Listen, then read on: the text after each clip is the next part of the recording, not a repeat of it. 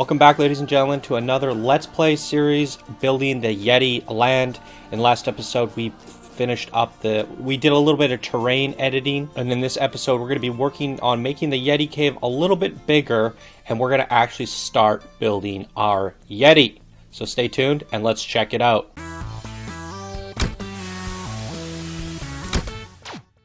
Alright, if you guys do like this series, please be sure to smash that like button. If you're new to this channel, be sure to subscribe. We have plenty of Planet Coaster content on this channel. And let me know what you guys think of this episode down in the comments below. Alright, let's get right into it. I'm already behind here. Alright, let's get into it. So, here I am building up the Yeti cave a little bit further. I wasn't happy with it from the last episode that I mentioned.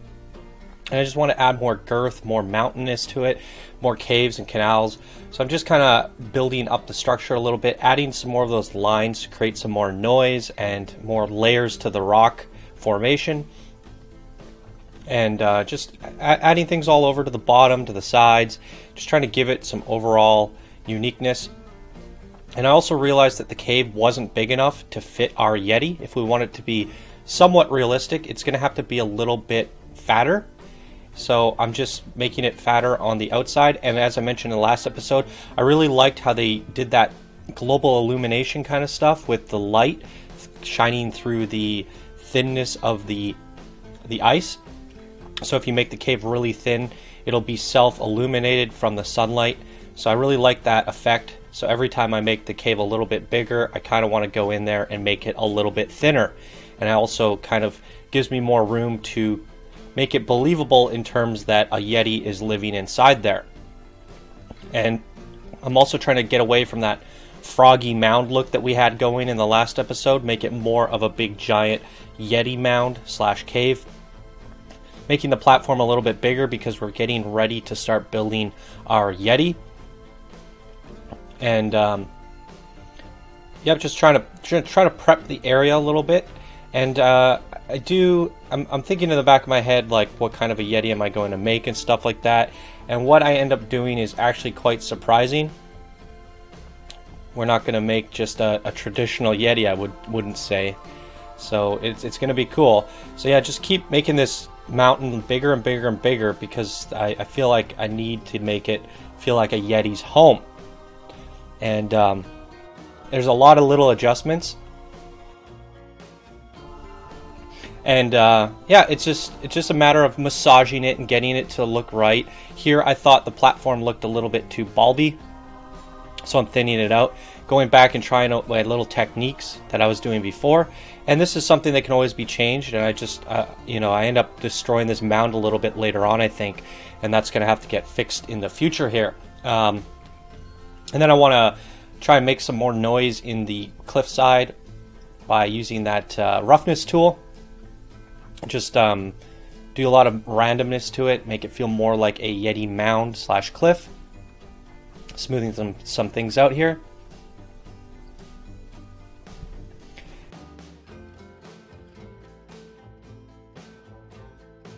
Sorry guys, I'm trying to cough off camera here. Not used to talking for 20 minutes straight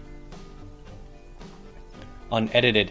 So just making everything feel a little bit more rough, and I wanted to take that technique that I was using and try and use it like the technique for the lips that I was using in the last episode. I want to try and use it just on regular rock mounds to try and add a little bit more definition to these what do you call them, ledges, to just make them more prominent and make it feel like a little bit more snow is built up. And I think that's a really nice technique and a nice addition. So I like this, and I just started playing with it a little bit more and seeing how it looks. And this is something that I could change later on, but I'm really just experimenting. A lot of this stuff has always been experimenting, seeing what works, what looks good, and I'm always subject to change it later. So this is where we're ready to start building our Yeti, and I'm looking at our Yeti going, okay, we got to make one. And I noticed that the size here is the cave is a little bit smaller, and I was thinking to myself, well, maybe the Yeti might have to be a little bit smaller. So we'll see this as I go here. I'm just trying to make the feet here and just kind of block it out. And test to see how it'll look. So we're making the legs, and I'm thinking, oh my god, you see I did that, see, I wanted to test the height. I'm like, oh no, he's definitely gonna hit his head. So I had to like erase the feet, and I started rethinking it. I'm like, well, what if I make it so he's kneeling? But I wanted him to be,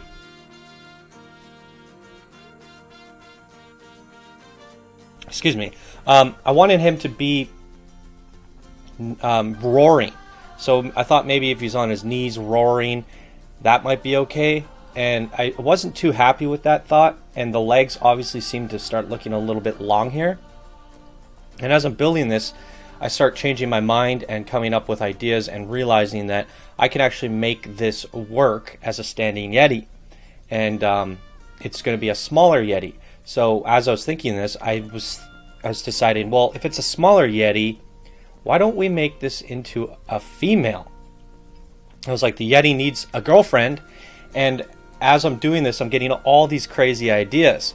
If she is standing up roaring with her arms out, she could be holding like Christmas lights or something off each arm, and then we could build little tiny baby Yetis with the basic shapes and have them sort of like descending from the Christmas lights. Like she's like, my minions, go forth and wreak havoc. So I thought this would be a really good idea, but I'm still skeptical. And in the back of my head, I'm thinking this is going to look so ridiculous that I'm probably going to have to erase it all and throw out the episode. However, it turns out to look pretty darn good for what it's worth, I suppose. I mean, I don't think I've ever seen a female Yeti, and it works out in the long run, and I'm happy with it, so I decided to keep it. And yeah, it's pretty hilarious, the end result here. So now I'm just like roughing it out, trying to, block out her head and get the smoothness and the shape. And this is all just a matter of tiny details, layering, adding things, softening things, just tiny touches here and there. And it's a really hard process to sculpt these things, and an actual sculptor would know that themselves. And what's more difficult about the female Yeti than the big giant male guy, he was actually much easier because he is bigger. The brush size has a minimum size, and because she is slightly smaller, it means it's going to be a lot harder to get those fine details. And the polygons, they kind of have a limit. And you'll see that later on where I'm zooming in and out and I'm seeing her arms disappear because her arms are too small for the level of details to be holding her together from a far distance. So I did have to like thicken things a little bit here and there just so she looks good from a distance. And yeah, overall she was much harder to do because of her smallness, and obviously she's going to have more of a feminine figure. And then I'm trying to play around with my cameras because you'll see my camera jumping all around, and I'm just like, I think the cave right there was getting in my way, causing a lot of camera issues. And I'm just really just trying to sculpt her hips, and there's got to be, like different definitions between the two Yetis. I mean, if we just make the same Yeti over there, and what do we do to make her female? Maybe add a bigger chest and a bigger butt. Well, that's not going to quite do it for me. So I need to make them look definitively different from their face and their size. So her mass is going to be smaller. I decided her hips are going to be bigger. Her butt's going to be a little bit bigger. Her chest is going to be bigger. And then her head is going to be a little bit smaller. Her arms are going to be a little bit smaller because if you saw him, he's got these ripped arms, these big traps, these big lats and biceps and forearm muscles. He's just ripped. So we're gonna still make her strong. She's gonna be a little bit of a bodybuilder, I suppose, but not as strong. I think what I was thinking is one of the main definitions that we want for her is to make sure that she's got kind of like thunder thighs, and we want her to have really big legs because she's the one carrying around all the babies, and so she's going to have the stronger legs of the two. And I thought it was just kind of a funny meme that, all the guys that is like, do you lift, bro? They always have these like tiny little chicken legs, and he does. He has like no definition. He's got tube legs. And I thought, well, that's going to be one of the separating differences between the two of them is that she's got bigger legs than him. Bigger hips, bigger legs, and then the rest we're going to try and make feel and look a little bit more feminine. So you can see me just blocking out the legs. I realized that we don't have to make her kneeling anymore because her leg length is good enough. But I didn't like the tube-like stance. She was standing too straight up for me. I wanted to have her more imposing, have her more prominent, more of a ferocious stance, make her more grounded in the cliffside. So in order to do that, I had to kind of spread her legs out a bit, bend her knees a little bit, and kind of, plant her feet in a little bit wider. Because if she's just standing there like with little tubey legs, she's not really, feeling ferocious at the top of this mountain. I want her to kind of be arms out, stomped into the ground, just screaming at the map like I am the queen of the Yetis. So in order to do that, it was necessary to adjust her legs. Now, just working on the leg details. Excuse me. Just working on the leg details here. This is what I was talking about. I want her to have these little thunder thighs. Now, in order to do that, I had to try and get more definition in the leg tone. So, bigger thigh muscles, inside leg muscles, back divots for the kneecaps, and little calves.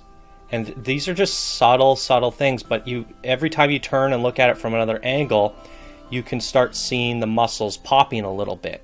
And I do have a little bit of experience with life drawing and stuff. I went to school for game art design and different things like that. So I kind of, in the back of my mind, know what legs should look like and stuff like that. So that kind of helped me here. I was just kind of winging it, though. So they might not be perfect anatomy, but we're trying here. And then I want to just kind of carve her hips in a bit more here and get a little bit more back and butt definition.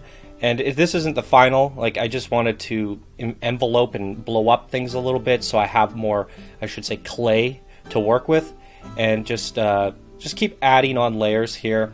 And we're just working on her ankles, her legs, smoothing things out a little bit. I was pretty happy with the way some of the definition turned out, so we're just doing minor tweaks, just trying to smooth it out from all angles, get it looking right. And now she's got these little chubby legs, and I like it. It's starting to look pretty cool. So she is looking much different than him in terms of the lower body. And that's going to be one of the defining factors that makes her different. So there's going to be a lot of crotch looking and butt looking in these videos. But I mean, that's what it has to be in order to carve this thing. So it is what it is, guys. We're going to be staring at her butt and thighs and chest for quite some time. So it's smoothing out the sides of the butt cheeks, trying to get that, I guess, that side butt dimple looking right, the back of the butt. And this process is quite a long and tedious process because you're constantly adding geometry, smoothing geometry, and looking at it from different angles. Because every time you think you have it right and you turn the camera a little bit, you start realizing, no, that doesn't look right. And you have to rework it and constantly tweak it, constantly move it. And, her butt is looking very big right now. It's looking very bulby and just like a pumpkin. So it's a process where it's going to constantly be redefined, and I mean, just getting a small little butt to look right is quite a bit of little work here. And I'm just trying to really solidify the lower body before I'm moving on to the upper body, and just playing around with it and seeing how it looks. And there are always going to be minor tweaks and adjustments. I think in the next episode we're going to really get her to the next level. This episode's more about blocking her out and getting her base shape in, and I think we get pretty good results in this one. We get a pretty good little statue, a base statue, and we're just trying to define her butt crack and stuff here. Get a little bit of a hump in the middle, and yeah, we're getting there. And I'm comparing her to the other Yeti, trying to see how big is she compared to him. Is she too small? These are kind of my concerns. Do I need to make her a little bit taller? Is her head big enough?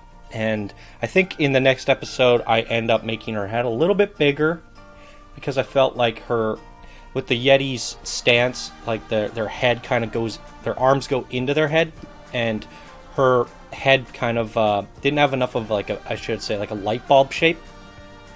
She's a lot smaller, but I did want to have that prominent Yeti feel. So right now what we're seeing is not the end result. She does get a little bit bigger on the top in terms of her head size. But this part here is really, really tricky. Trying to make a sphere with these terrain tools is not the easiest thing.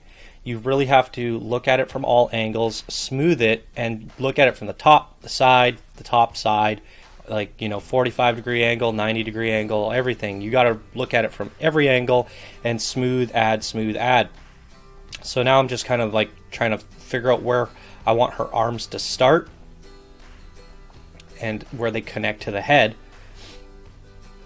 and then smooth out the arms, get them a little bit small so that I can, if the smaller it is, the easier it is to reshape them, because then I can choose where I want to start adding definition.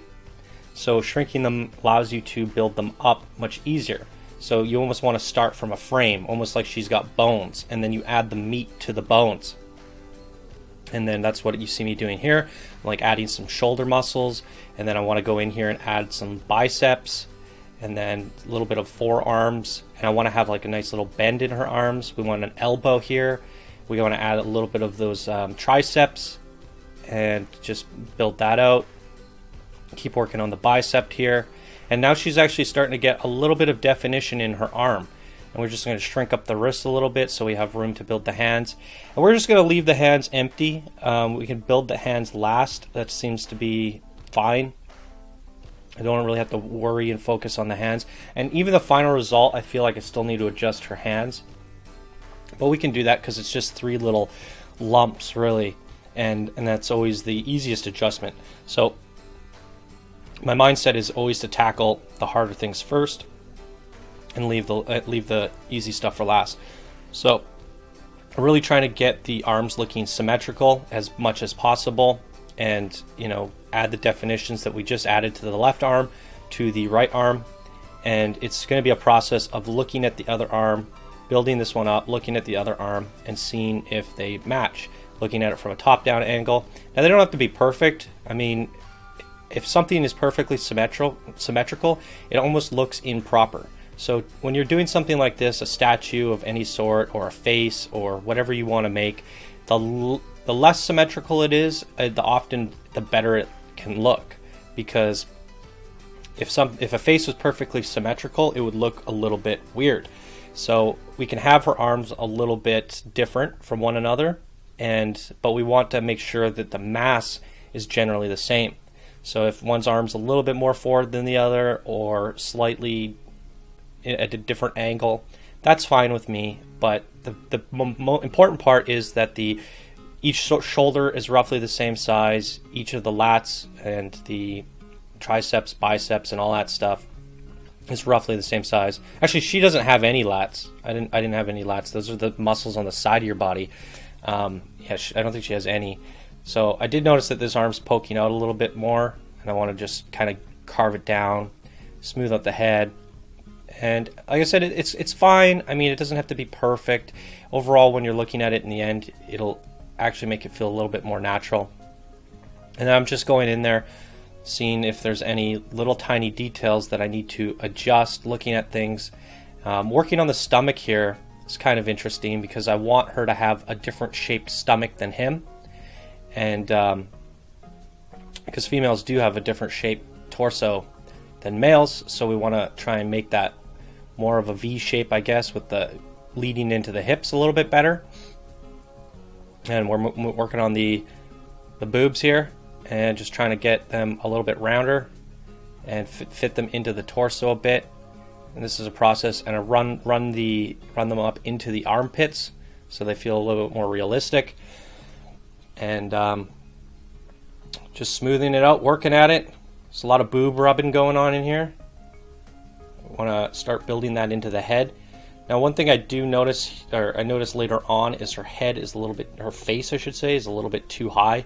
So in the next episode, when we start building her face and stuff, it looks ridiculous, and it's it looks completely silly, and then I was kind of panicking, thinking, I'm going to have to erase her. All this work was for naught, and we're going to have to change her. So, or erase her, I was thinking. But we lower her face, change her face, add some female features on the face, and it actually turns out looking pretty good, and I think I'm happy with the final result. But I do, in the back of my head, as I was making this, I was thinking, oh my god, people are going to think I'm absolutely crazy trying to make a female Yeti. What am I thinking? But the idea here is this is Yeti Land. You can see me struggling with the damn camera. That thing is a pain in the butt sometimes. Yeah, but this is Yeti Land. So I was thinking that we're going to have a lot of little baby Yetis, miniature Yetis. So, well, where do Yetis come from? And I thought, well, if we have him and her, it's just going to make so much sense. And there's this little home where they're all nestled in, the cave behind her. So we have the Yeti's home. And then we have all these little baby Yetis running around, and it just makes sense that there's a mom and pop. So it is a little bit of a wacky, crazy, out there idea, but at the end of the day, we're making a family, and this is kind of a Christmas festive winter update theme. Why not have a whole family? So I think this is where I slowed the footage down here. So that's going to really do it for this episode. We got the base female Yeti in. She's just sculpted just the base bare bones, and then the next episode, we're actually going to completely finish her. We're going to give her texture, we're going to give her a face, we're going to finish all the sculpting, and yeah, it'll be a cool episode. I think it's about 2.5 hours of recording. It should be like a 30-minute episode, and it's going to be really cool. So we're going to get her to where she needs to be. So hopefully you guys enjoyed this video. Hopefully you guys aren't judging me, thinking I'm too crazy, and let me know what you guys think down in the comments below. And if you enjoyed this video in this series, please smash that like button. Alright guys, I'll see you in the next episode.